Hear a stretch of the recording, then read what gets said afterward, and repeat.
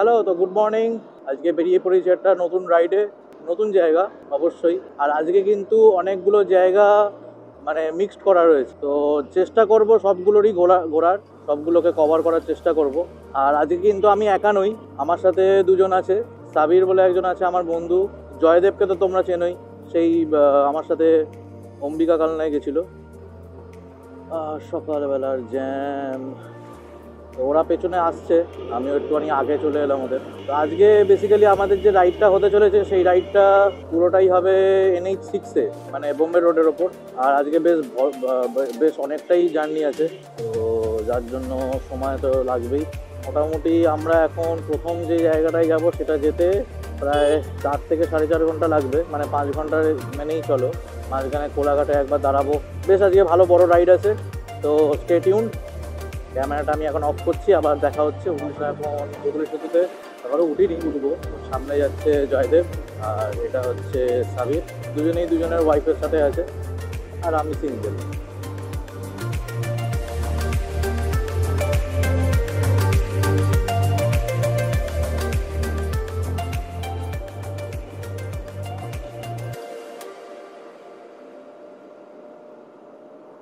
আমরা আজকে বাঁ দিক নিয়ে নিচ্ছি, সোজা দিল্লি চলে যাচ্ছে। তো আমরা আজকে দিল্লির দিকে যাবো না, আজকে আমরা যাবো বোম্বের দিকে। আমার সাথে যারা যারা আসছে, জয়দেব আর সাবির, এদের বাইক হচ্ছে একজনের SP সাইন, আর একজনের হচ্ছে ডিসকভার না প্ল্যাটিনা, কি একটা জানা। যার কারণে ওদের স্পিডটা একটুখানি স্লো, ওই জন্য আমার চালাতে খুব বোরিং লাগে। হাইওয়েতে 50-এ যাচ্ছে, কিছু করার নেই, ওদের সাথেই যেতে হবে। পেছনেই আছে ওরা, খুব একটা যে দূরে চলে যাচ্ছে তা নয়, কিন্তু ওই আর কি। আমরা এখন হাইওয়ের সাথে মার্চ হয়ে গেলাম, কিন্তু ব্যাপার যেটা হয়ে গেছে সেটা হচ্ছে রোদ ভালোই উঠেছে। তো আজকে আমরা যেটা যাচ্ছি সেটা হচ্ছে টুয়ার্ডস মেদিনীপুর। মেদিনীপুর থেকে আমরা মানে খড়গপুরের যে মোড়, চৌমাথা থেকে আমরা ডান দিক নেব। ডান দিক নিয়ে তারপরে আমরা যাব হচ্ছে ইয়ের দিকে, মেদিনীপুরের দিকে। ওখানে নতুন নতুন কয়েকটা জায়গা দেখেছি। আশা করছি ইউটিউবে এরকম জায়গা আর কোনো ব্লগার গেছে কিনা আমি জানি না, এখনও কনফার্ম নই, বাট তাও চেষ্টা করবো যতটা ভালোভাবে দেখানোর। পুরো ব্লগটা দেখো, আর এরকম যদি ভিডিও দেখতে যদি চাও আরও, অবশ্যই সাবস্ক্রাইব করো। আমরা এখন যাব, গিয়ে ব্রেকফাস্ট করব কোলাঘাটে। এখন অলরেডি 8:05 দেখাচ্ছে, 10 মিনিট স্লো আছে, এটা এই ফাস্ট আছে। তো ওখানে গিয়ে ব্রেকফাস্ট করব, দেন তারপরে আমরা আবার রাইড কন্টিনিউ করব।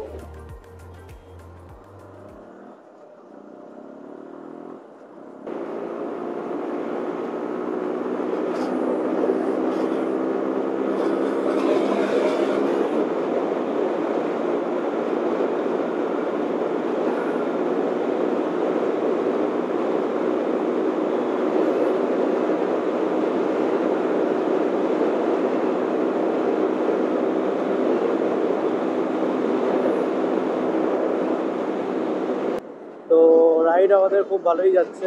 কিছুক্ষণ আগে একটা সাইনবোর্ড দেখলাম, সেটা লেখা আছে বাগনান। তো আমরা মনে হয় এখন বাগনান ক্রস করে গেছি অলরেডি। তো আমরা প্রথম স্টপ দেবো কোলাঘাট। এখনও অনেকটা বাকি নেই। বাগনানে এসে গেছে, মানে কোলাঘাট হয়তো ম্যাক্স টু ম্যাক্স আর ওই 10-15 কিলোমিটার হবে। কোলাঘাটের ব্রিজের আগেই আমরা কোথাও একটা ব্রেকফাস্ট সারবো আজকে ওয়েদারটা কিন্তু অত বেশি রোদ বা ওরকম কিছু মনে হচ্ছে না, কেননা প্রচুর হাওয়া চলছে, প্রচুর হাওয়া। কিন্তু এরকম ওয়েদার থাকলেই ভালো, কেননা যদি খুব গরম হয়ে যায় না, হাইওয়েতে রাস্তায় চালাতে খুব অসুবিধা হয়। তো এখনও পর্যন্ত আমরা খুব ভালো জার্নি করছি। আমরা এখানে টিফিন করলাম, এখন আমরা বেরোবো। তো আমাদের ব্রেকফাস্ট কমপ্লিট, আমরা আবার রাইড স্টার্ট করে দিয়েছি। আর এখন এই আমরা কোলাঘাট ক্রস করব, তাই জন্য ক্যামেরাটা একবার অন করলাম।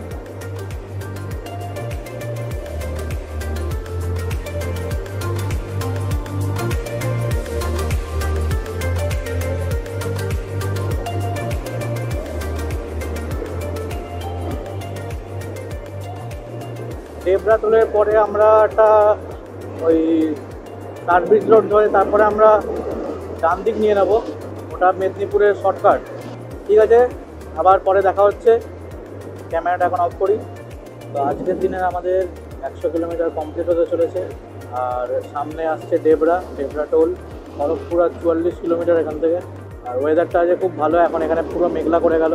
এরকম মেঘলা থাকলেই ভালো, তাহলে ঘুরতে ভালো লাগে। আসলে আমরা যেসব জায়গায় যাচ্ছি মেদিনীপুরের সাইডটা, এই সাইডটা যেহেতু লাল মাটির কারণে খুবই গরম।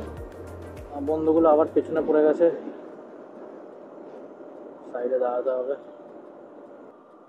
তো এটা আজকে আমাদের দিনের দ্বিতীয় টোল, যেটা ডেবরা, দ্বিতীয় না, হুগলি সেতুটা ধরলে তৃতীয়।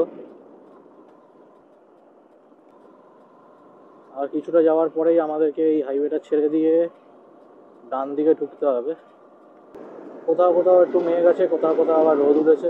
আর এদিকটা তোমরা যদি দেখো পুরোটাই মেঘ, কালো মেঘ, কিন্তু আশা করছি বৃষ্টি হবে না। Are you comedy me? A few minutes later. ওকে, তো ওয়েলকাম ওয়ান্স অ্যাগেন। এখন দেখতেই পাচ্ছ শালবনির জঙ্গলে আছি। প্রচুর বৃষ্টি হলো, এই বৃষ্টির জন্যই দাঁড়িয়েছিলাম। তো দাঁড়িয়েও ছিলাম, আবার কিছুটা চালিয়েওছি। তখন আর ক্যামেরাটা অন করা হয়নি, কেননা এতটাই বৃষ্টি হচ্ছিল, আমি আর ক্যামেরাটা অন করিনি ওই সময়। তো এখন এই জঙ্গলের এখানটা ঢুকলাম, আর এখন দেখছো রোদ উঠে গেছে। তো হোপফুলি এখন আর বৃষ্টি হবে না। তো চলো এগোই। তো এই আমার ব্লগে, আমার চ্যানেলে এই প্রথমবার শালবনির জঙ্গল। অনেক দিনের ইচ্ছা ছিল শালবনি আসবো। এই জঙ্গলে একদম ডেফিনেটলি হাতি আছে। অন্যান্য জঙ্গলে হাতি আছে নেই অনেকে অনেক কিছু বলে, কিন্তু এটাতে একদম আছেই। না এসে যে খবরও শোনা যায় যে হাতি বেরিয়েছে শালবনির জঙ্গলে। তো দূরে জায়গাটা দেখতে পাচ্ছ, আমি জানি না ক্যামেরায় আসছে কিনা, কেননা এই পুরো জায়গা দেখতে পাচ্ছ, পুরো শালবনের জঙ্গল। এখান থেকেই বেসিক্যালি এটা স্টার্ট হচ্ছে। ওই দিকটাতেও জঙ্গল আছে, দেখতে পাচ্ছ ওইখানটা। চারদিক দিয়ে এখন জঙ্গল। আশা করছি রাস্তাটা ভালো হবে, রাস্তা ভালো থাকলেই ভালো। মাঝখানে আমরা আবার এটাও মানে ডিসকাশন করছিলাম যে আদৌ আমরা কি এতটা দূরে যাব, কেননা যা বৃষ্টি বাদল হচ্ছে, তো ফেরাটাও আছে ব্যাপার। আবার কালকে অফিসও আছে, যেহেতু কালকে সোমবার, সেই কারণের জন্যই বলছিলাম। এই রাস্তাগুলো কিন্তু এখন এরকম, সেই পুরুলিয়ায় যখন আমরা গেছিলাম তখন যেরকম রাস্তা পেয়েছিলাম, রাস্তা এরকমভাবে গিয়ে আবার ওপরে উঠে যাচ্ছে, আবার নেমে যাচ্ছে, এরকমই রাস্তা থাকবে। তো মেন যখন ওই জঙ্গলটা স্টার্ট হবে তখনই হচ্ছে আসল জায়গাটা। তো বাড়ি থেকে আমরা প্রায় এখন 146 কিলোমিটার দূরে। তো আজকের যে ট্রিপটা হবে, মোটামুটি আমি যা হিসাব করে দেখেছি 380 বা 400 হয়ে যেতে পারে। আমরা কোনো দিকে না বেঁকে একদম স্ট্রেট যাব, আমাদের কোনো দিকে বেঁকার দরকার নেই, রাস্তা পুরোপুরি স্ট্রেট। গোদা পিয়ালশাল। তো এখন দুপুর 12টা 40, আমরা শালবনি ক্রস করছি। এখান থেকে আবার জঙ্গল শুরু। গোদা পিয়াশাল এটা বনাঞ্চল, মানে এই যে জঙ্গলটা আছে সেটা হচ্ছে গোদা পিয়াশালের জঙ্গল।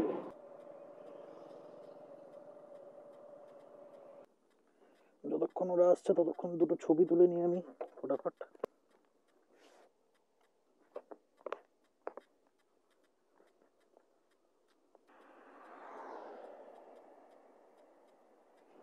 সামনে রাস্তাটা দেখো, আস্তে গিয়ে আমরা উঠে গেছি।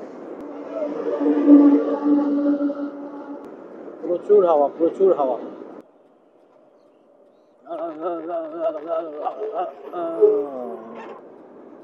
এই আড়াবাড়ি ফরেস্ট রেঞ্জ, এই হচ্ছে ফরেস্ট রেঞ্জ। এখানেও আমরা ঢুকবো। এটা প্রথমে আমরা যাব হচ্ছে এখন ডিগ্রি এয়ারড্রোম। ডিগ্রি এয়ারড্রোম হচ্ছে চন্দ্রকোনা রোডের ক্রসিং আছে, চন্দ্রকোনা রোডের ক্রসিংটা আমরা ক্রস করব। ক্রস করার পরেই হচ্ছে পড়বে পাতুরিয়া। তো ওই পাতুরিয়া থেকে আমরা ডান দিক ঢুকবো। ডান দিক ঢুকলে ওখানে ব্রিটিশ এয়ারড্রোম আছে। তো আমাদের ডেস্টিনেশন, ফার্স্ট ডেস্টিনেশন যেটা, সেটা ওখানেই। মেন রোডটাকে পেছনে ফেলে দিয়ে আমরা এখন ডান দিকটা নিয়ে নিলাম। আসতে গেলে আমি পুরো ম্যাপের ডিরেকশন আমি দিয়ে দেবো, এখানে হয়তো আসছেও এখন। জায়গাটা সুন্দর, আমরা আগে যাই, গিয়ে দেখি কেমন জায়গা। এইটা বলতে পারি যে ইয়ের যে রাস্তাটা, এই জায়গাটা আছে জয়পুর ফরেস্ট যেরকম, তার থেকে তো ভালো হবেই। কেন জয়পুর ফরেস্ট এখন একদমই খারাপ হয়ে গেছে, গাছপালা সব কেটে দিয়েছে। রাস্তাটা জাস্ট দেখো কি সুন্দর রাস্তা, সরু রাস্তা, এদিকে ক্ষেত আছে, এদিকে এদিকে ক্ষেত নেই অবশ্য, জঙ্গল টাইপের। তাও এখানে চাষাবাদ হয়েছে। আর পেছন দিকে ওভারব্রিজের কাজ চলছে, কয়েকদিনের মধ্যে সেটাও ঠিক হয়ে যাবে। রাস্তাটা খারাপ, রাস্তাটা খারাপ।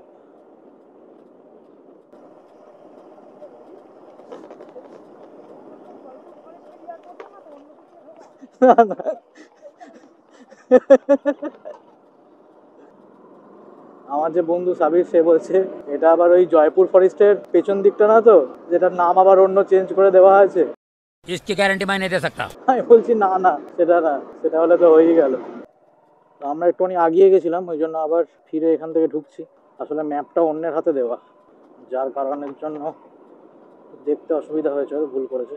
ফুল অফরোডিং পুরো। যাদের যাদের হিমালয় কিংবা ওইরকম অ্যাডভেঞ্চার টাইপের গাড়ি আছে, বাইক আছে, তাদের জন্য দারুণ জায়গা। পুরো দাঁড়িয়ে দাঁড়িয়ে একদম যেতে পারবে, রোলার কোস্টার চলার মতো অবস্থা পুরো। চেষ্টা করছে এদিকটা দিয়ে যাওয়ার। ও, এদিকে রাস্তাটা আবার একটু স্লিপারি। ঠিক আছে, চলবে। ও ও ও ও, হ্যান্ডেল ঘুরে যাচ্ছে। এটাই কি সেই এয়ারড্রম? এখনো কনফার্ম নই, কেননা রাস্তায় পিচ দেখতে পাচ্ছি, কংক্রিট দেখতে পাচ্ছি না। ব্রিটিশ এয়ারড্রম সাধারণত কংক্রিটেরই সব জায়গাতে, বেশিরভাগগুলোতে। আমাদের এই মেদিনীপুর, বাঁকুড়া, এই সব জায়গায় কিন্তু প্রচুর ব্রিটিশ এয়ারড্রম ইংরেজরা করে রেখেছিল। যদি জয়পুর ফরেস্টের সাথে তুলনা করি, তাহলে কিন্তু এটা তার থেকে একটু বেটার। ওই রানওয়েটা কি এদিক দিয়ে? কোনটা, পেছনে?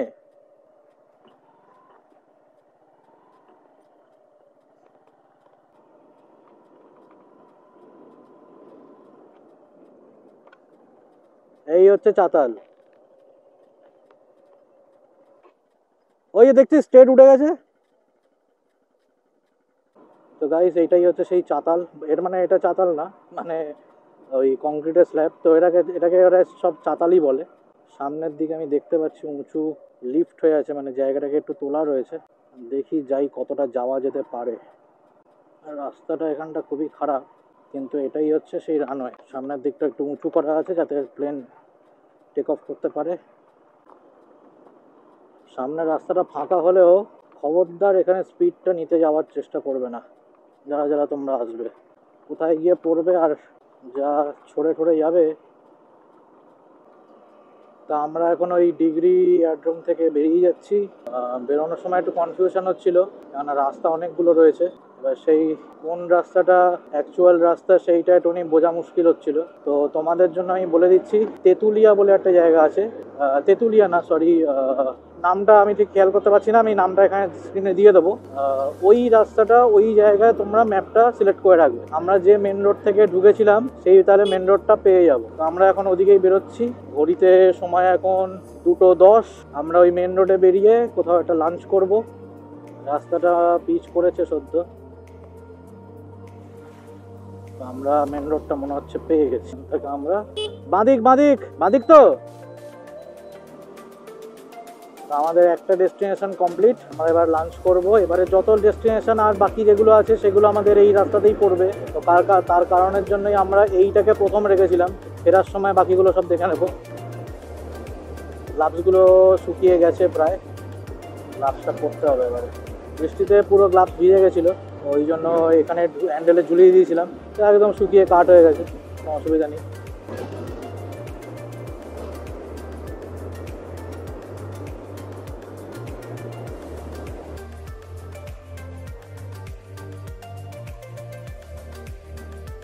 দুপুরের আমাদের খাওয়া হয়ে গেল।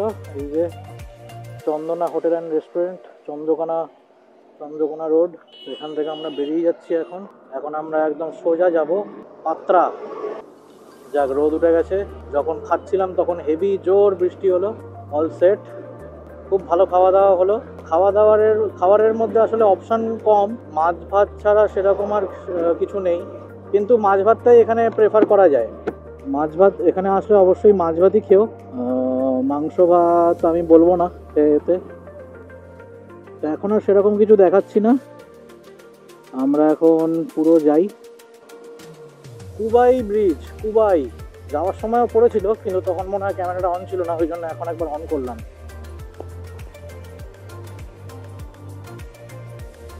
হলুদ রঙের জল, কোনো নদী কিনা জানি না, খাল টাল হবে হয়তো।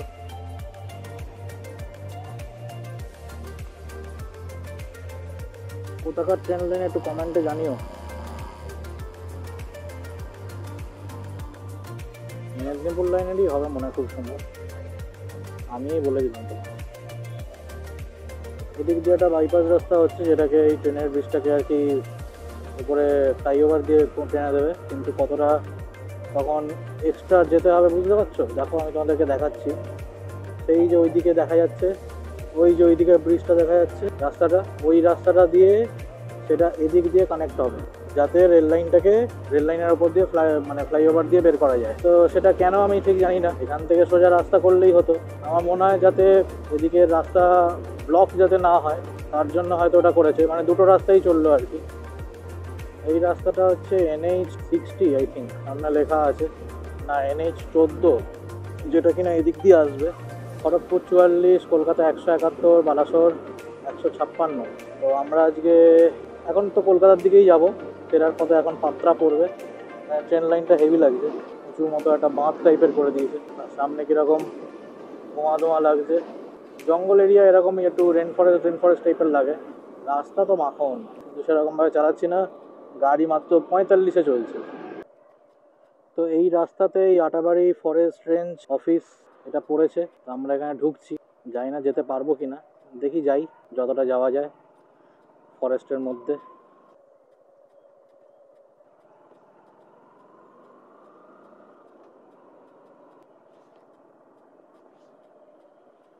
এখানে সব গাছগুলো করা হয়, সিডিং, ওয়েস্ট বেঙ্গল গভর্নমেন্টের আন্ডার এটা।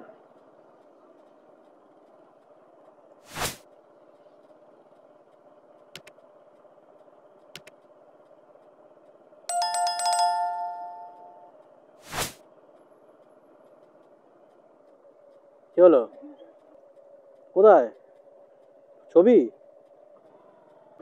ক্যামেরাটা অফই রাখবো ভেবেছিলাম, কিন্তু কি সুন্দর লাগছে এখন, যেহেতু সূর্য এখন আমাদের পেছন দিকে, চোখের সামনে যেটা দেখতে পাচ্ছি এত সুন্দর এত সবুজ, সেটা হয়তো অ্যাকশন ক্যামেরা সেটা জাজমেন্ট করতে পারছে না, কিন্তু তাও আজ থেকে হয়তো আর 10 বছর পরে এই এত বনাঞ্চল থাকবে নাকি সন্দেহ।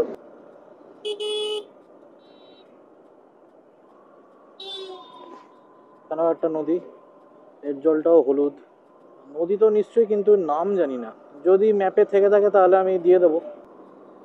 তো আমাদের 202 কিলোমিটারের আজকে জার্নি হয়ে গেছে। আমি তো বলেইছিলাম মোটামুটি 380 মতো হবে। কলকাতা এখনও এখান থেকে 160-65 হবে, কিন্তু আমরা যেহেতু আবার পাত্রা ঢুকবো, পাত্রা ভিজিট করব, তো পাত্রা যেতে আবার একটু সময় লাগবে। তোমরা আগে যে রাস্তাটা দেখলে সেই রাস্তাটা ছেড়ে দিয়ে আমরা বাঁদিক নিয়ে নিলাম। এই বাঁদিকটা হচ্ছে শর্টকাট বলতে হচ্ছে এইটা সোজা যদি রাস্তাটা যদি তোমরা বেরিয়ে যেতে, তাহলে তোমরা চলে যেতে খড়গপুর চৌমাথা থেকে আবার আমাদেরকে সেই বাঁদিক নিতে হতো। তো সেইটা না করে এইটা হচ্ছে একটু শর্টকাট দিয়ে আমরা বেরোলাম। আর এইটা মেনলি হচ্ছে কংসাবতী ড্যাম, সেই কংসাবতী ড্যামের রাস্তা, মানে ড্যামের পাশ দিয়ে যায় আর কি। আর সামনেই কংসাবতী নদীর ব্রিজ পড়ছে, সেই ব্রিজ থেকে আমাদেরকে বাঁদিকে ঢুকে যেতে হবে পাত্রার জন্য। তো এখন 4:53, মানে 4:43। তো ঠিক আছে, আমরা মোটামুটি ওটা ঘুরে বেরিয়ে যেতে পারবো আশা করছি। আবার রাস্তায় আমরা ঢুকে পড়েছি এখন, এই রাস্তা দিয়ে সোজা যেতে হবে। রাস্তাটা টপকে চলে গেছিলাম, তারপরে দাঁড়ালাম যখন, তখন বুঝতে পারলাম যে এই রাস্তাটা। ক্যামেরাটা এখন এখানে অন করলাম, মনে হচ্ছে আমরা এসে গেছি প্রায় মন্দিরটার কাছাকাছি। ছবিতে যেরকম লেগেছে কতটা সেরকম আমি জানি না, গেলে বুঝতে পারবো। গ্রামের রাস্তা, এখানে আসতে চালানোই ভালো, ধুমধাম লোকরা বেরিয়ে যাচ্ছে।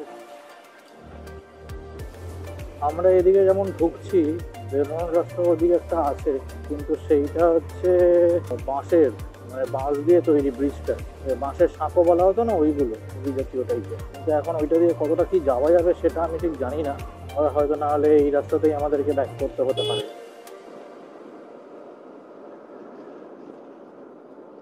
অলরাইট, তো আমরা এসে গেছি, সেই পাত্রা।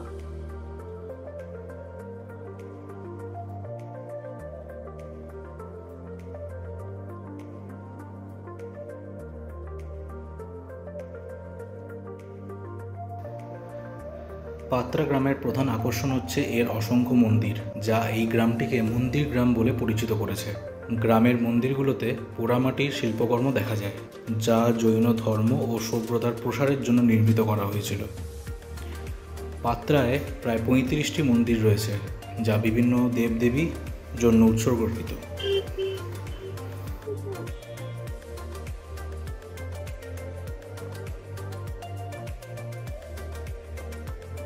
এই বাঁশের পোল দিয়ে আমরা আজকে ক্রস করব কংসাবতী নদী। তার মধ্যে আবার বৃষ্টি নেমে গেছে।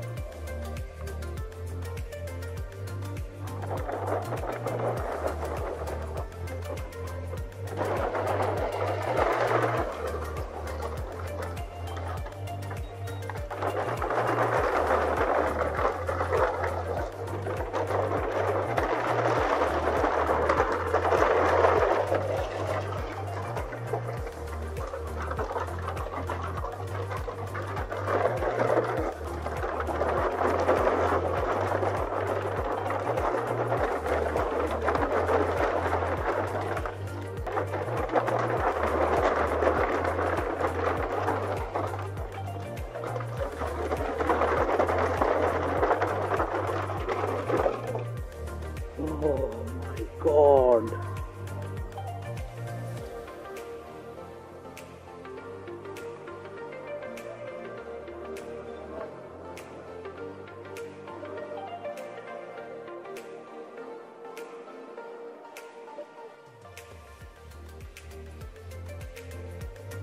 হাইওয়ে কোন দিক দিয়ে বেরোবো?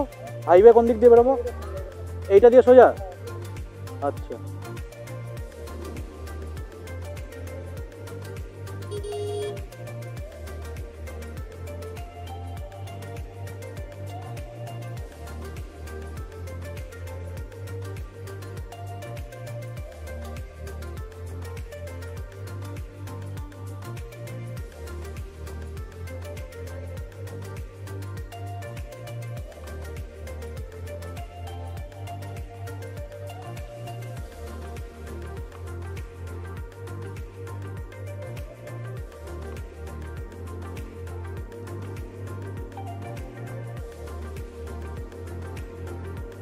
যেমনটা কথা হয়েছিল যে আমরা ব্রিজ ক্রস করে দাঁড় করাবো চা খাওয়ার জন্য, তো কোলাঘাট ব্রিজ আগে ক্রস করি তারপরে। আর এখানে টনি ম্যাজিক চলছে, কখনো কখনো লাইটটা জ্বলছে, কখনো কখনো লাইট নিভে যাচ্ছে আবার।